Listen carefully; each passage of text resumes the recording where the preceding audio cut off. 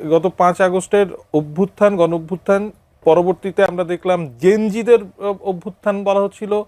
এই নির্বাচন বাংলাদেশে জেনজিদের যেই অভ্যুত্থান, নির্বাচনের ফলাফল, সেটা কি একটা মানে ইতি টেনে দিল?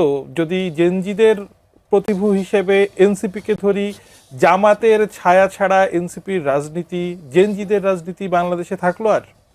না, আমি আসলে এইভাবে জেনজিদের একটা জেনারেলাইজেশন মোটেও করতে চাই না। This Gen Z can be hour asset, because তাদের অনেক প্রতিভা আছে, বাট তাদেরকে যে মিসগাইড করা হয়েছে, বরঞ্চ যে বা যারা এই মিসগাইডিংটা করেছে আমি তাদেরকে অ্যাকিউজ করতে চাই, কারণ এটা আমাদেরই দায়িত্ব যে to let them know what is happening over there. দেখেন, এই যে ইলেকশনটা হয়েছে, এই ইলেকশনটা কোনোভাবেই আমি বলবো না, এটা হয়তো শুনতে খারাপ লাগবে, যদি বিএনপি ভেবে থাকে যে এই ইলেকশনের সকল ভোটটা তার দলে যেয়ে পড়েছে, না, ঘটনাটা এখন ঘটেনি।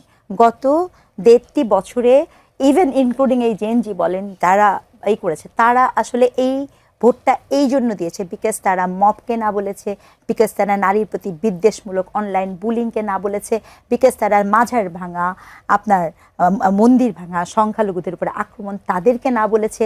এবং তারা সর্বোচ্চ ক্ষেত্রে যেটা করতে চেয়েছে, যে তারা চেয়েছে যে এই যে যেই বিষয়গুলো আপনি করছেন, এই বিষয়গুলোতে যে একটা তাদের যে মতামত, কারণ এতটাই আতঙ্ক তৈরি করা হয়েছিল যে সামনে এসে মানুষ কথা বলতেও কিন্তু ভীতবোধ করেছে।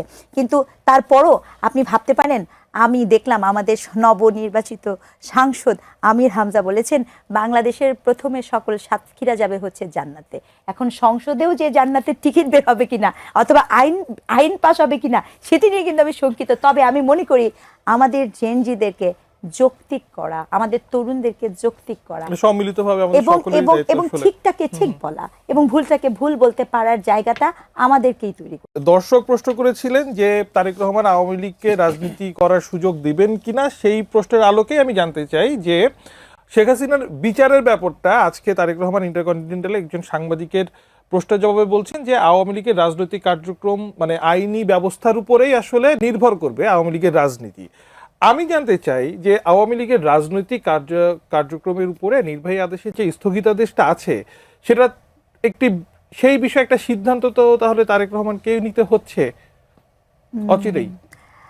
আমার মনে হয় কি, এর আগে মানে এর আগে এটা জানা জরুরি ছিল আসলে কি নির্বাহী আদেশে এরকম কোনো সিদ্ধান্ত নেওয়া যায় কিনা, এবং সেটি ইনভেস্টিগেট করাটা খুবই জরুরি।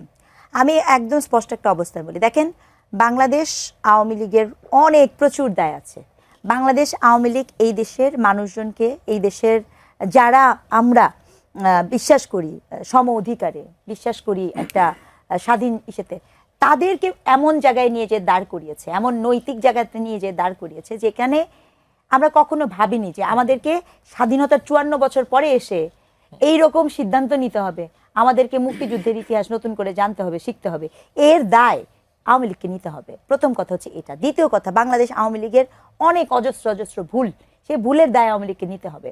তো এখন কথা হচ্ছে যে আওয়ামী লীগকে সমর্থন করার সাথে সম্পর্কিত না, আলাপটা হচ্ছে, আমি সবসময় বলি আপনি সব কিছু একটা প্রসেসের মধ্যে দিয়ে যান, এমন প্রসেসের মধ্যে দিয়ে যান যাতে করে সেটি নিয়ে কোনো কথা না উঠতে পারে।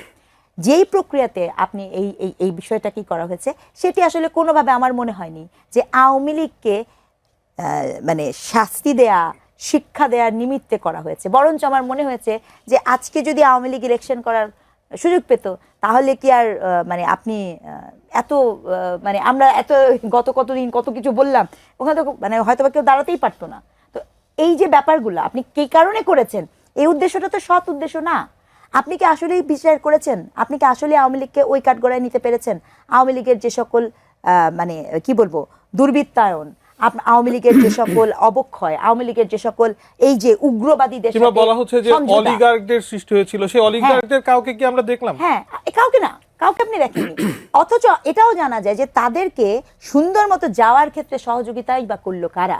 কাজে এই যে একটা মানুষ পটে সকলের সামনে একটা আমাদের সামনে একটা দেওয়া, নির্বাহী আদেশ দেয়, এবং এত বড় একটি দলকে আন্ডারগ্রাউন্ডে পাঠিয়ে দিয়ে এই যে জননিরাপত্তাকে আপনার প্রশ্নবিদ্ধ করা এবং মানুষকে গণতান্ত্রিক চর্চাতে, এটা তো সত্য কথা, এটা তো আমাকে অস্বীকার করার কোনো উপায় নাই, এই দলটির তো কোটির উপরে সমর্থন গোষ্ঠী আছে, তাহলে এই সমর্থক গোষ্ঠীর কথা আপনাকে চিন্তা করতে হবে, প্রবলেমকে নিশ্চিত করতে হবে। এখন সেক্ষেত্রে যে নির্বাহী আদেশ দেয়া হয়েছিল সেই নির্বাহী আদেশটি আইনগতভাবে কার্যকর কিনা আমি মনে করি না যে এক্ষেত্রে জনাব তারেক রহমানের ইনভলভ হওয়া উচিত, একদম স্পষ্টত।